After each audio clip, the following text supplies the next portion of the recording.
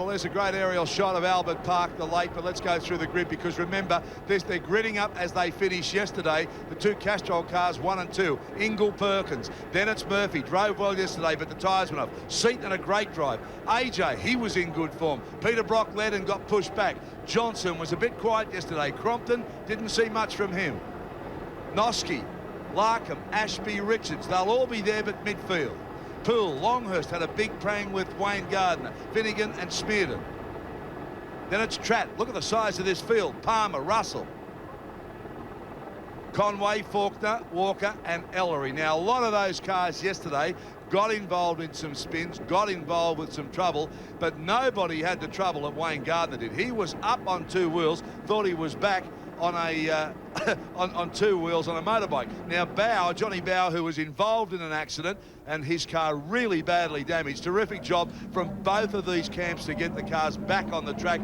They'll start from the rear of the grid. 10 laps, it's going to be a tough job. Johnny Watson, you had your first look at the V8 yesterday and you loved them. Well, I tell you, Darryl, there was some excitement that first corner watching Wayne Gardner go back to the profession he began his motorsport career in. Well, he's got 4 wheels. He should use all 4 because he'll find he'll make more progress when they're all on the ground. Yeah, he did get up in the air, didn't he? All right, and that's from Wayne's card. He's going to be a long, long way back on that grid. Kevin Swanson, another 500cc world champion, also having a drive, and he went pretty well yesterday. He did. He went tremendously. He got around the circuit without any incidents and obviously avoided the ones in front of him. AJ not carrying his usual sponsorship, but was in a pretty good mood. And you're just pointing up to Glenn Seaton. Now, Glenn Seaton yesterday came good toward the end of that race. He did. He's obviously got a tyre choice that's is a little bit slightly harder than our team and came very, very good towards the end of it. And there's the man I talk about, Swansea, practicing his starts. Well, of course, on a motorbike, you've only got 1 wheel to give you the traction. On these V8s, you've got 2, but I bet you think it is still that 1 wheel. Wearing that famous helmet that carried him to a world champion on a Suzuki, and boy, oh boy, wasn't he something else that's all Texan. So great to see him still in Australia. Great to see him driving race cars here. There he is, Kevin Swans, right down the back of the pack, but that won't worry him. He'll just go out and enjoy. Now look at that. Look at the city, look at the lake, look at the pit area, look at the people in the grandstands, the corporate tents area. There's the main straight. What about this place? Isn't it a good-looking racetrack? I tell you, it was a good-looking racetrack before it was a racetrack. I came here 2 years ago before the first Grand Prix was held. I thought, what a great place for a motor race. They adopted the slogan. There's Larry Perkins. Glenn Seaton, car 30, is out. He's gone into the paddock. Well, we just said how good he went late in the race. He's had a problem, had to whip out of the race. That's a shame. That robs it of some sport because he was the best running forward. It's up to AJ now and Dickie Johnson. All right, the 2 Castrol cars out in front. Watch for the starts. Mark Scaife did a blind of a start yesterday. Here they go, racing. Look at them diving up the holes. The 2 Perkins cars come up and cover. Then it's the Holden Racing team. Look at them coming into turn 1. Oh, let's not have the problem we had last year. Castrol, HRT. Oh, no, they've done it again. No, that's Ashley Reid, is it? And Mark Larkham as well. Mark Larkham, the Sony car. Oh dear, Terry Finnegan. Same thing happened yesterday. All that drama into the first corner. Difficult to get so many cars around a narrow bit of track. There you see the gap that's opened up between the front running cars, those that got trapped behind the car spinning, and the tail end. And Finnegan, and I think it was Larkham stuck in that sand trap. It is a very difficult position there. They may even give a red flag. Yeah, they could too. Oh, look at this up the inside. And Murphy goes around, spinning around, does a full 360. Oh boy, that was something else. I tell you, he thinks he's Tom Cruise on a Mission Impossible. It was a movie, not a reality. Well, Castrol cars are showing some speed, and Russell Ingle, hasn't he been good here? He has. He's got out in front. He's had a great slingshot. Oh, we've got a bit of a dice here for second and third, though, but Russell is out in clean air. Well, I tell you what, the Castrol cars in your car, the HRT car, there's nothing left in it. That's a drag race. Side by side they go, and Murphy gets the corner. Well, real motor racing, Peter Brock ahead of Larry Here's a Perkins. repart of the start. This is the first corner, John. And you just watch what happens here on the left of screen. Suddenly, one car gets tagged, pushes himself across the track. Neil Crompton bashes into, then on the grass, then all breaks loose. Well, it is, and as I said, there are in a very, very dicky little situation there, just on the edge of the sand trap, so it could be quite dangerous for the guys. Well, there's certainly been some panel damage over the weekend, but let's come back live because it's Russell Ingall. Won here yesterday, and have a look at him coming onto the straight. Watch the mumbo of this thing now. It's got the legs, the skirts are up, and it's dancing.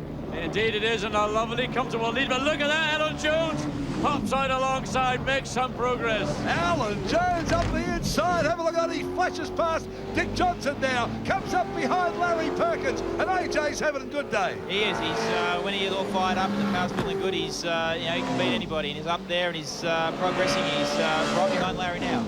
Yeah, so Johnson's not going to give it up though. Look at Johnson, comes up in the two forwards now. Jonesy moves across and just blocks that line. That's from Johnson's point of view. AJ up in front of him. Here's the telemetry coming out of the car. Well, it is good to see that it shows the people at home what we actually go through. Like, he just up in third gear here, accelerating at the fourth, slight little brake, under acceleration again, and we're pushing 100, 160 Ks, and up here again. It's tremendous actually for the guys at home to see what we go through. Good stuff, John, this isn't it? I like that. The more of it, the better. The more information you can give your audience.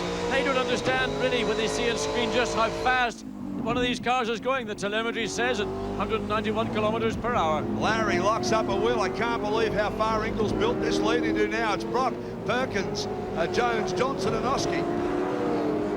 Well, it's tremendous from Russell to get out in clean air. I managed to do it all through last year, and it is far much easier when you're out in front in clean air like this to lead a race than what it is from like Peter and Larry to try and catch up. Now that's a big lead. Indeed it is. The beauty for Russell Ingall is he's driving at his own pace. He's not having to worry about a car behind him or a car ahead of him. So he has got the perfect situation to win again this afternoon. I've got to say I'm pretty surprised the Holdens have had so much stick on the Fords. Well, no, the pre-season testing over Christmas, Ford were raving on they were so good, and even Holden were. So this is the true factor. We get out racing, the flag drops, and the sort of bullshit stops. So this is happening. We've heard so much about parity. I mean, do you think it's a good thing in this class of racing? Well, it is. It's good to see good racing, and this is it. This is where you see it, and it is great when you get it. Alan Jones and Bowie up there just fighting out with General Motors and the Ford. And Johnson doing a pretty good job at the moment. I tell you what, Bauer's made up a lot of ground because I see the second Ford not that far back. Indeed, but really the man who's doing the job here this afternoon has now got over 4 seconds advantage on Peter Brock in second place. Russell Ingall, he's driving the wheels off this Holden. I tell you what, he's done a great job. Larry's done everything he can to try and keep in front. Bowie's up to 7th, Gardner is up to 10th. That's AJ you're looking at there, and look at this, it's Holden, Ford and Ford. Real racing, two manufacturers battle it out on the racetrack, and this is, to me, great racing.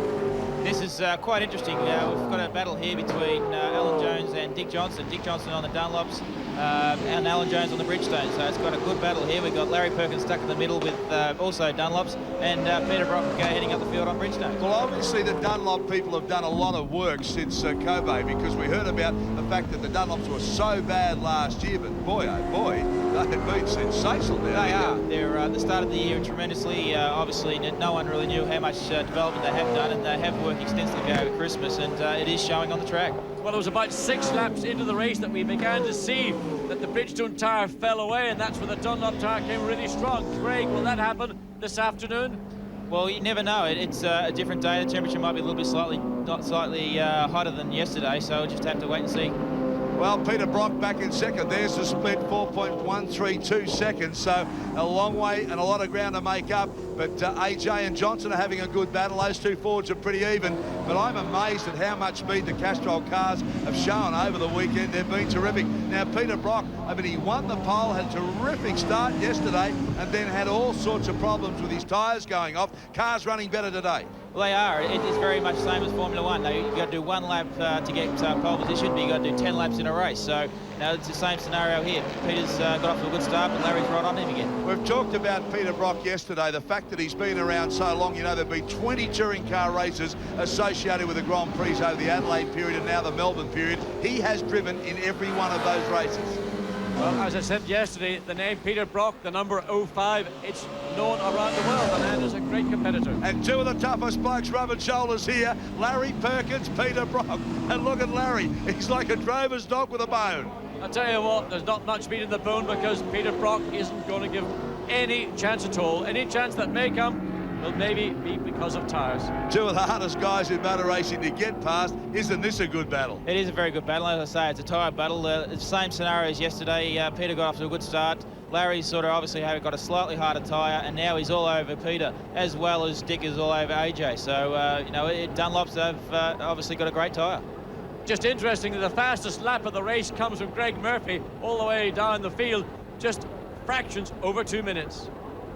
Yeah, I must apologise. I was saying it was Murphy up further in the field, running back from the pitch and just lumping into here, and I didn't realise it was Brocky that was up there at the time, so my mistake. I apologise for that. Larry Perkins now losing a little bit of ground to Brock there. Watch him under brakes, though. Perkins very, very hard under brakes and usually closes up that gap, but this is a good battle, and it gives you a good idea of just how even just how even the speed is in these two cars. Well, it is. Pretty much everybody's saying they've got X amount of horsepower, and this is where it really toes. And you know, everybody's got very, very similar horsepower. And as you was talking about that quickest lap from Greg Murphy, he'd be very, very disappointed with that spin early on, and you know, he'd be trying very hard to get back.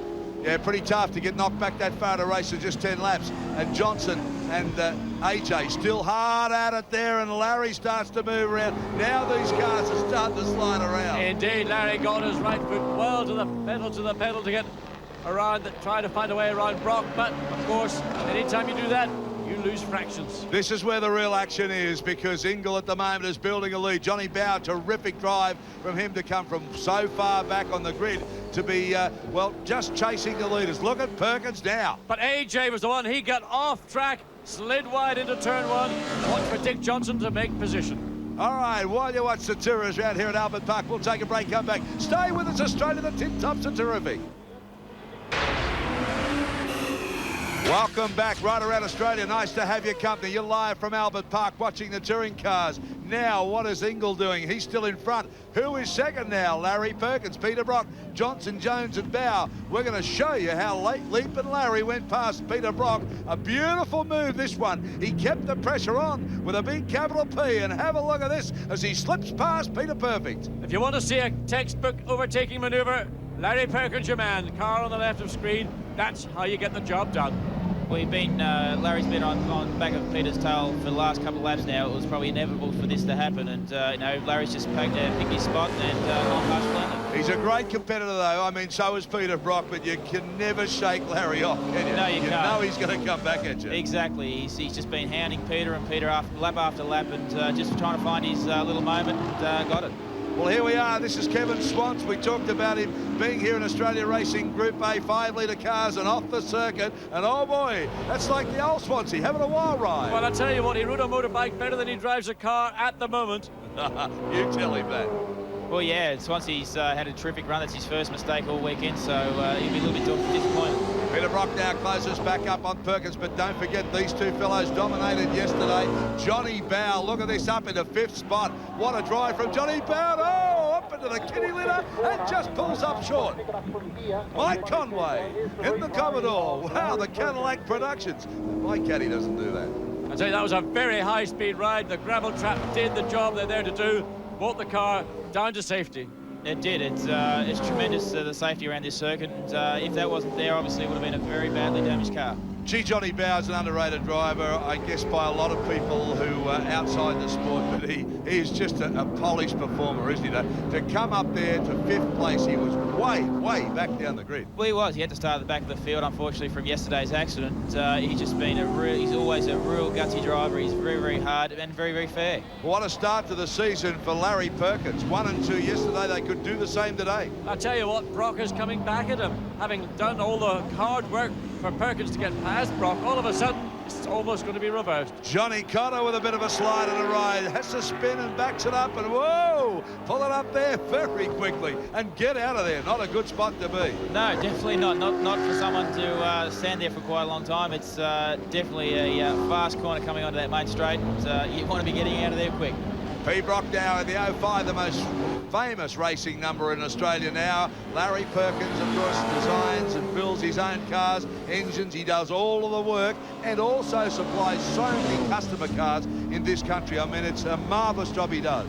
Well, I thought Tom Walkinshaw was the man down here, but I'm impressed to know that my old teammate has got a strong lockout in touring car racing. Starting to move around now, both cars. They are. It's what are we at lap 8. It's you know, a long way in the race now, and the tyres are probably just getting a little bit spongy now, so both of them will be affected.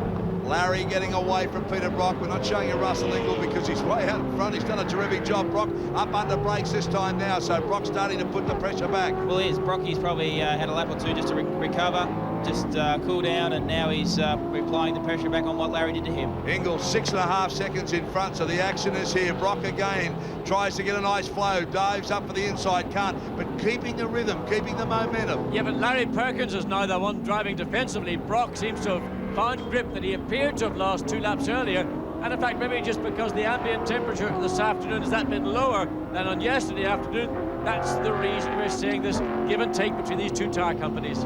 Well, exactly. The change of temperature may affect both of them. We've got a bit of cloud cover now, so you know, the temperature has changed during this race. So maybe Peter, as this cloud cover has helped Peter. Gee, the tourists are good around here, aren't they? They're tremendous. They're door-to-door handle banging. You know, unfortunately, this could be looking like Larry's starting to slide around a little bit more. So Larry Perkins in some trouble on the rubber now, starting to move around, and Brock can see every move it makes. Comes up and have a look at the 2 Johnson cars. Johnny Bower right up behind his boss, Dick Johnson. They've driven well, but Johnny Bower's done a great job. Dick Johnson's been ever so slightly catching these 2 and getting closer, and he's towing Johnny Bower along. Indeed, but Larry Perkins, I think, is in trouble. He is all over the track. He's having to drive defensively, and he's allowed the 2 Fords to close up onto the back of Brock. So in the closing laps, we're going to have a 4-car battle going on for second place. Larry is not one of those people that are easy to pass. It's he's a person that you've got to find and pick a point because he won't let you go by. 2 laps to go, and Dickie Johnson's crew, what a job they've done to repair Johnny Bower's car. It was really knocked about yesterday. It was, and this is a tremendous drive back from Bowie. Like, to start at the back of the field and be up running 5th, it's just a tremendous, and he's actually right up there, and he could even finish higher yet. See him work the wheel there too, really throwing the big Ford around. Well, I could see Dick Johnson on the downshift. He's throwing out a bit of soot out of the exhaust. Does he run it on the limiter when he goes on those downshifts? The crowd love this, and I'll tell you what, all the Grand Prix mechanics, they come out and watch these V8s. They love them, I tell you. AJ goes down. If he doesn't get a good result, they give him plenty. I'm sure, and Alan, there's no one more able to handle plenty than AJ. Exactly. AJ, unfortunately, had that little bit of spin, but I think he's just on the back of this tail. He could be closing up in the later stages here. Duncan Perkins right at it. I tell you, we've talked about the horsepower war. Nothing in this. HRT, well, they said your cars were faster, your tyres were superior last year. I'm not sure. After 2 races here at Albert Park, it's been pretty even. It has been, and as I said, Dunlop obviously done some work over Christmas. You know, poor old Peter's stuck between a Dunlop sandwich here, so you know, it is very interesting to see. Johnny Bower making a move on Dickie Johnson, letting the boss know that he's just there. Here's a little look. Well, when you come from so far behind, you drive with everything to gain, nothing to lose. John Bower, superb drive, having to start at the back of this field and make his way up into 5th place. Now, I know Russell Ingall's got a clear track, but by gee, he's done a great job. He's building on that lead every lap. He is. He's just tremendous. He's obviously not making any mistakes. He's driving the car nice and smooth. As you can see there, got lights ablaze. He's getting through the traffic and just having a wonderful time. Well, they're on the last lap now. Now, this, you know this. Oh, look at this here now. Let's have a look. A bit of traffic coming into play. No, it comes out all right. I was talking about Russell Ingall because you know of him through a driving school in England. And, of course, you know a lot about Larry Perkins. Indeed, I do. And Larry Perkins, of course, drove with me at Brabham with the Alfa Romeo engines. And then he went on and did other things. Came back to Australia. There we have a little look at what happened down once again, turn 3. And once again, that gravel trap has certainly done the job. And as you can see, just pulls it up there. No way you're going anywhere there. Doesn't hit anything. Exactly. If you can remember back the Sandown last year when I ended up, well, actually 95 when I ended up in the sand trap, and it does pull you up very, very quickly. Craig, while we've got a moment, all the best. Look at Larry up the inside. He's got the wiper working then, too. I'm not sure there might be a little drop of rain or two, because I saw the wiper work unless he bumped it. But I've got to say, the whole of Australia is riding with you in Europe. We really, really hope it works for you. I know that you're going to give it your best shot. I'd love to go over there and fly the Australian flag proud and high, because that's what we want to do. Okay, coming up now, almost running out of space, running out of corners, Larry Perkins and Russell Ingall. There'll be plenty of celebration tonight, I tell you, around the old airplane hangar, because when they build these things, Larry will pull out a few stubbies tonight, I reckon. He'll even get the ute cleaned up. He may do it. He does a tremendous job. He does he works on his own cars, builds his own cars, and then he races his own cars, so he does a tremendous job. Well, look at this. As Johnny Bow looks and says, where can I go? There's traffic all over the place. Ingall's going to win it. He's only going to stay in the island, but who's going to get second? I think he'll hang on. I think he's too hard a blade to get through, but Rocky, ever, the competitive driver's not going to throw it in yet. No, but one corner remaining, and really, I think Larry Perkins has done enough. He's defended his second place, and he's going to retain it coming across the line. Russell Ingall crosses the line and takes his second win of the weekend. Larry Perkins, Peter Brock, Dick Johnson, Johnny Bow. What a good showing from the Fords and the Holdens. There's nothing much in it, but the two Castrol cars so far, the most dominating team. 2 out of 2. Can't do better than that. Superb indeed from Larry and all the guys at the Castrol team. Some work to do for the Holden Racing team. I've got to say, you looked a bit stunned. I've got to tell you that. I am. It's, I suppose, a little bit disappointing for the guys to have all the success last year. And no, I think they believe that they were going to go out there and do it again. But unfortunately, they're playing second fiddle at the moment. Well, here's a guy that started his career in open wheelers, and he's had some success in England come back. And Larry gave him his chance at Bathurst. They won that race together. Now he's gone back into touring cars. So he's doing the reverse to you. Exactly, and Russell's been over in England and Europe and been driving very, very hard and having a lot of success with a minimal amount of budget. He's coming back to Australia, he's driving the big V8s, and he's enjoying himself immensely. I'll tell you what, the crowd have got right behind this youngster, because they've given him a tremendous ovation right around the circuit.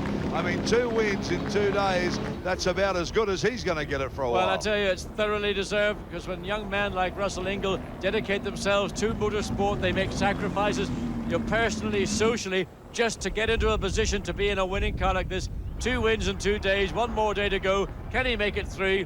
I tell you what, the guards are with him. They may remain. All right, let's recap the top 6 for you, because Russell Ingall, a man on camera there doing a terrific job, getting a great ovation. Larry Perkins, teammate, 1 and 2. Peter Brock, another good drive. Dickie Johnson, terrific. He just hung on there. The first of the Ford runners, Johnny Bow, superb from the back. AJ had a bit of a moment, had a little bit of a lose, put him back to the top 6. So it's been another good show from the V8s, and of course, they'll be back tomorrow. Stay with us, Australia. A lot more coming your way from Albert Park.